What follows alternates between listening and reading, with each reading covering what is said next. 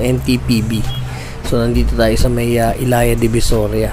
So ayan, baba tayo para tignan natin kung ano yung action na magaganap dito. So huwag niyo palang kalimutan i-subscribe yung ating YouTube channel na Kalsada TV. Pindutin yung notification bell para lagi kayong updated sa mga balita, lalong-lalo na sa clearing operation. So yun, kahit nandito na yung buong team ng DPS, puchakte, hindi pa rin natitinag itong mga vendor dito. Ayaw pa rin nilang tanggalin yung mga payong saka yung habong sa paligid. So MD Santos itong binabagtas natin, kahabaan ng MD Santos. Papunta tayo ng likod ng Divisoria Mall kung saan doon magaganap yung isang massive clearing operation kasama ng MTPB. Yung mga nakabalagbag na doon, ng mga truck doon, i-re-raker dahil talaga naman nakasagaban. So kasama nga pala natin dito si Channel Reds, Blue Dot, si yung para Cedric Bolo ata yung bago sa Manila Vlogger. Yan. So yun, ang dami na hakot yung mga nasa unahan na yan yung DPS QRT. Siyempre sa pangunguna ni Sir Rapi, Rapi yung pangko. Ito na, Divisoria Mall na tayo, Tabora Street. Dito naman sisimula yung mahabang takbuhan. Ayan, Channel Reds.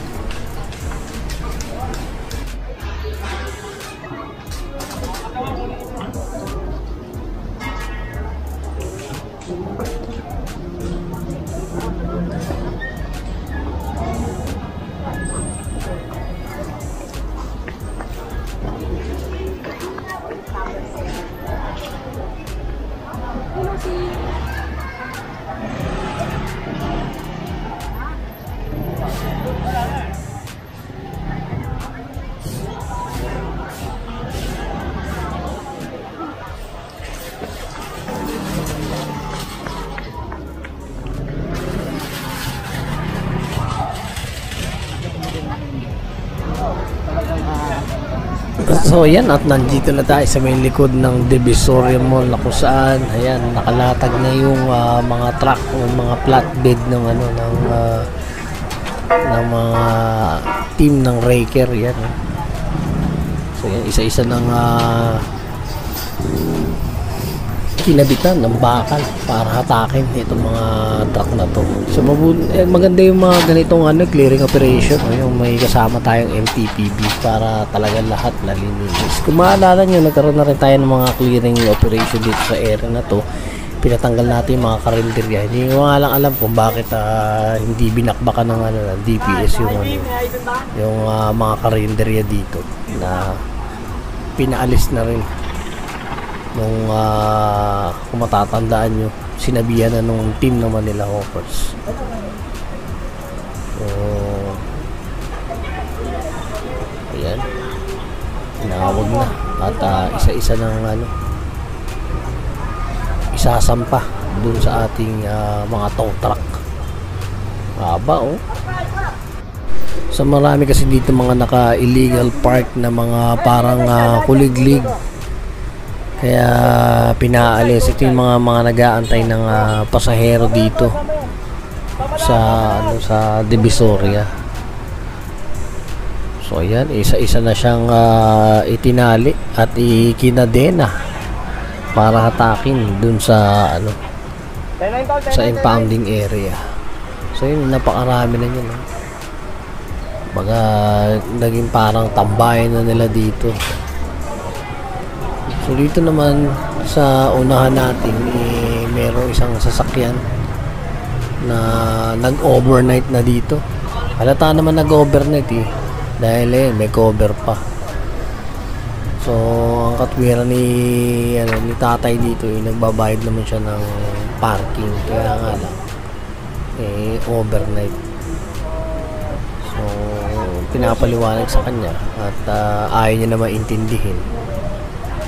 Pero sa bandang huli, naitaw pa rin itong sasakyan na to. So panoodin nyo lang to hanggang sa katapusan. Marami pang mangyayari dito.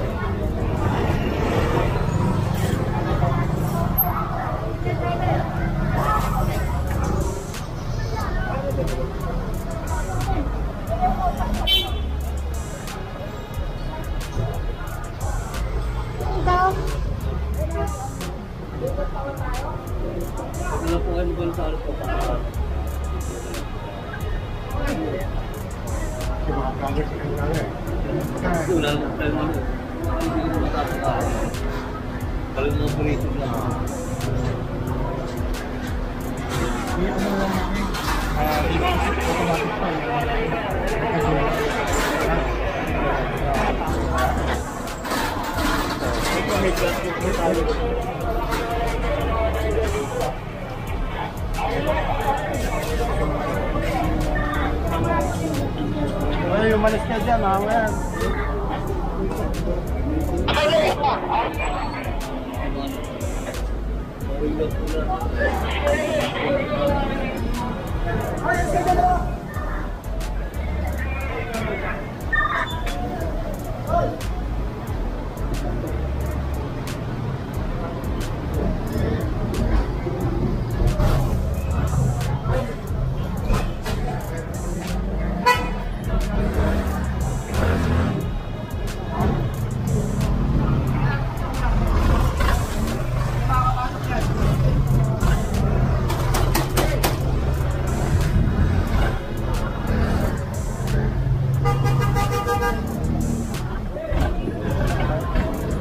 Pwesto naman kami sir eh.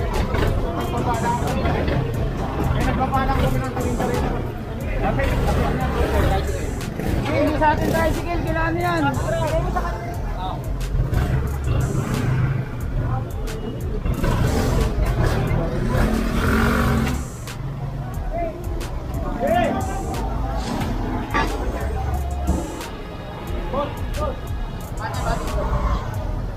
Sandali lang, huwag kang makabate oh. Kamusta? Kita na naman tayo. Oh, sandali, sandali. Ay, patakan nyo.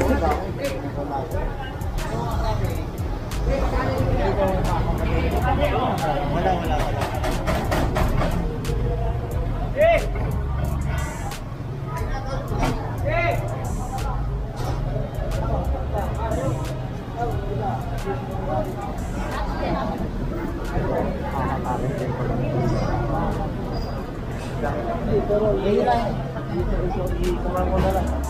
Sama kayo sir. Oo, sige. Sama lang kayo. Balik siya sa pagkasalo ito. Tama naman.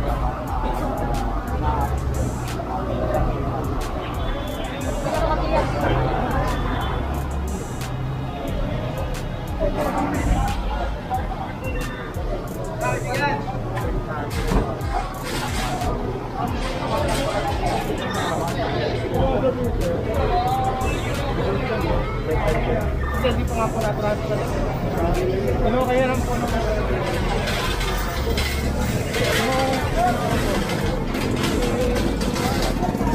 Ako po pwede po kung napang hindi po pa kami ng bahay.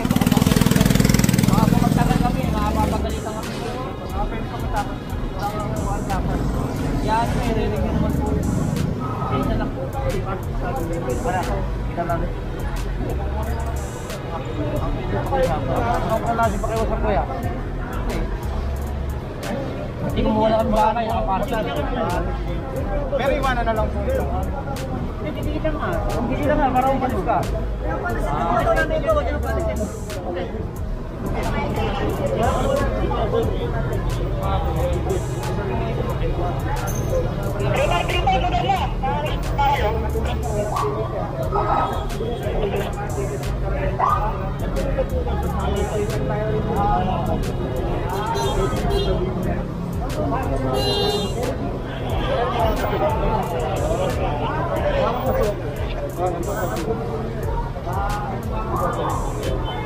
Napanood ko.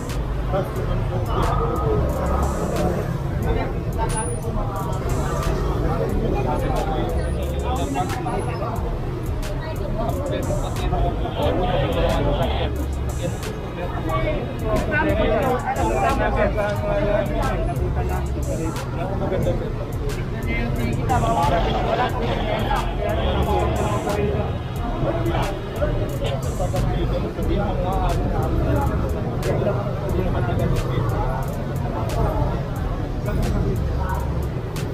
ka mo.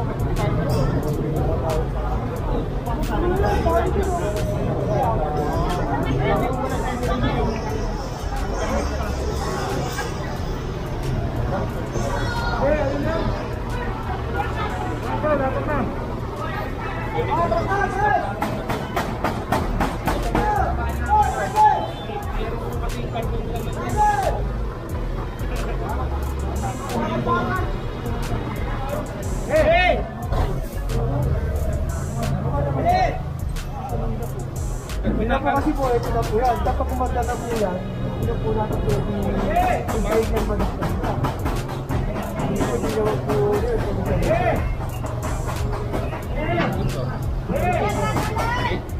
Kasi karga, di naman akin lang.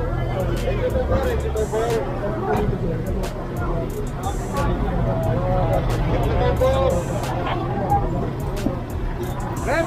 Rep! San! San! Napicture na? Dito, dito. Hindi naman ko yung mga ito eh.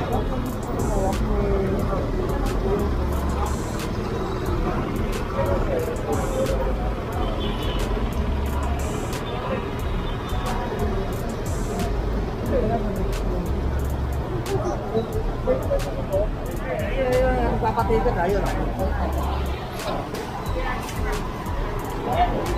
Nakaligas ako.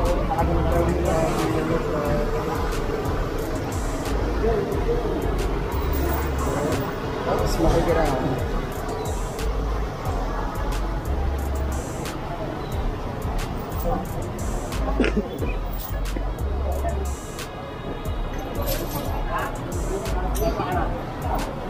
Ano? Station. Oh. Ano ba yung kadena sa likod? Suspension. Ako lang ako.